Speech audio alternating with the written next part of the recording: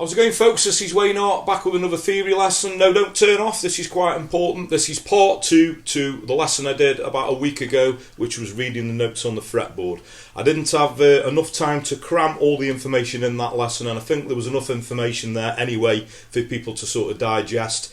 So this is sort of an expansion of that lesson, showing you how to use the notes, how to connect the notes, and little tricks of sort of navigating away around the fretboard really quickly. I'm going to mention a lot of things in this lesson, so there we go. Now I've put a photo of the fretboard up on my Patreon page, so if you want it sort of there in front of you and you can see all the notes and see how we can connect all these notes together, I'll put a link to the Patreon thing in my description. There's also a link in the comments. So the way that works, you just subscribe for as little as a couple of quid a month or however much you can afford. It's all very much appreciated. It helps to fund these lessons.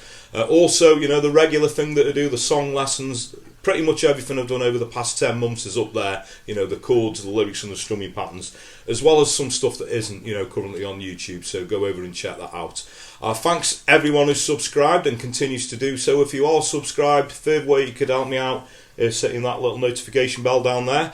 And also please go over and give me a like on social media if you would. So I'm Wayne Hart Guitar on Facebook, Twitter, Instagram, and now also TikTok, as I always say. I'm trying to get down with the kids. Anyway, that's enough of me rambling. Without further ado, let's get to it. Okay, for this lesson to make any sense, I'm hoping you've watched the first video. If you haven't, I'm going to put a link to that in the comments, so please go over and check that lesson out first.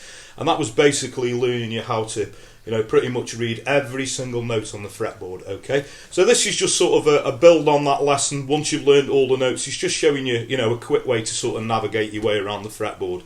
Now, what I used to do when I first started out, I remembered sort of 3 notes, and then I could work out sort of the notes in between. So if we play the E string, just playing that open, we know that's an E note. We know on the 12th fret that is its octave, so we know we've got another E in there. So we always think it's good to find a note and memorise a note sort of, in the centre of the fretboard. Not dead in the centre, but if you can remember the 5th fret, that is an A note. So we can sort of work either side of that and fill the gaps in. So we know we go A, after that will be a B. We talked about B and C together.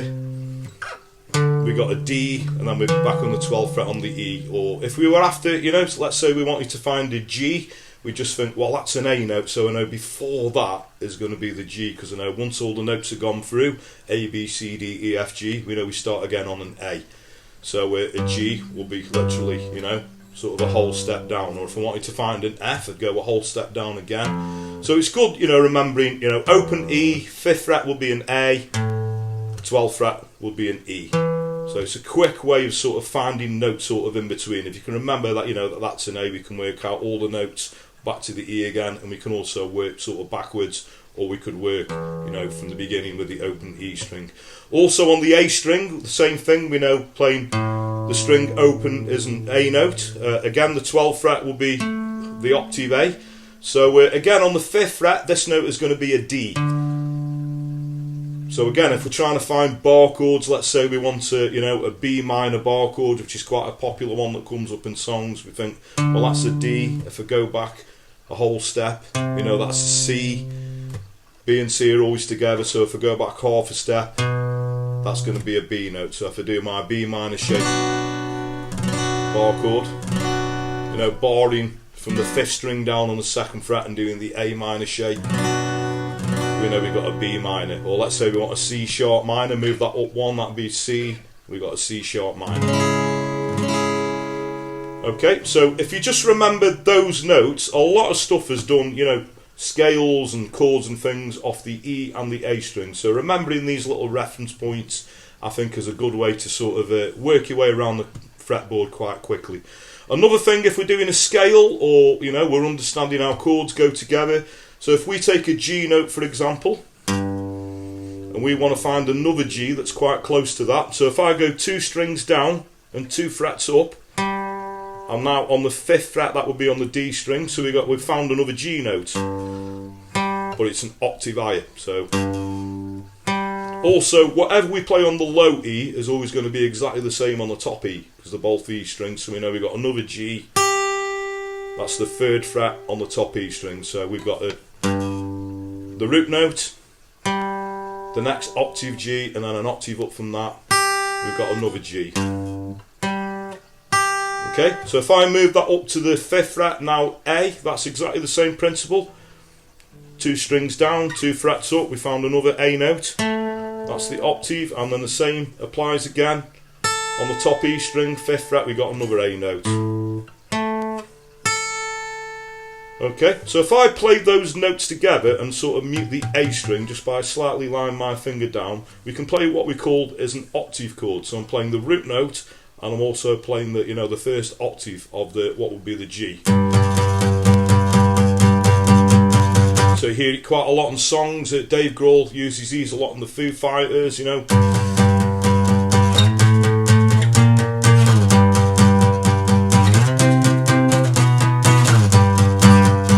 So I can move that around and actually use that as a chord, and that's known as an octave chord. Okay. So back to the G thing. So we know we've got a G 3rd fret. That's on the E. 5th fret on the D. 3rd fret on the top E string. Now if we take that note, that G that's actually on the 5th fret on the D string, and this time if I go 2 strings down and then 4 frets up, we can find another G.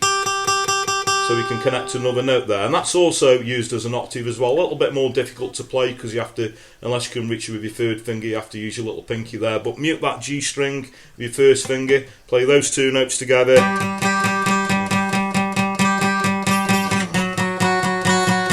We've got another octave chord, okay? So it's just a way of connecting notes together. G, 2 strings down, 4 frets up, we found another G, which is the 8th fret on the B string. And you can do that on every sort of, every note. So again, the A, we take that A note, that would be the 7th fret on the D string. Again, 2 strings down, 4 frets up, we found another A note. Put those together. Okay, it's also really useful to know in scales if you're just getting into scales. I have done a little bit on scales if you want to go and check those lessons out. So a good one to get down first of all is the minor pentatonic scale.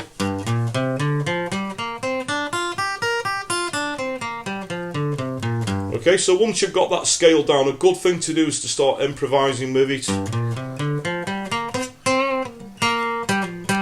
And we also, you can make little licks up playing it to a backing track, but it's always good if you're playing in the key of a G to resolve it on a G note. So we know, there's a G note there. Again, that's the, the 5th fret on the D string, so I could make a little lick up. So it's always good to resolve it on a root note. It doesn't have to be that root note, it could be, that on the 3rd fret on the top E string. So if you didn't resolve it, it always needs to pull to that root note. We need to go to that.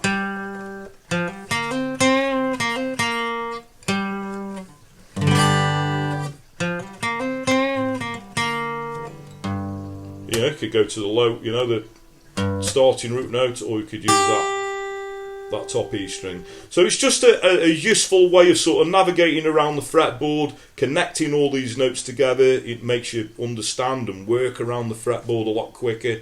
So we're just wanting to use this as a little sort of expansion to lesson 1, but this won't make sense unless you watch lesson 1. So like I say, there's a link to that in the comments, so go and check that out. And I hope you all dug that and understood that. Okay, so thanks very much for watching. Hope you all dug that. I know a lot of people aren't into theory. You mentioned the word theory and the eyes glaze over. I get that. I was exactly the same when I was starting out. But I think things like this do make you a better player. Once you get into bar chords and you start using scales, it's pretty essential to be able to, work out the notes on the fretboard and sort of connect the notes together. So hope you all dug that. Like I say, there's a diagram to this up on my Patreon page if you want to go and check that out. Also, I'll quickly mention it again, if you are subscribed, a further way you could help me out is hitting that little notification bell so you get notified every time I post a video up and you can keep up to date.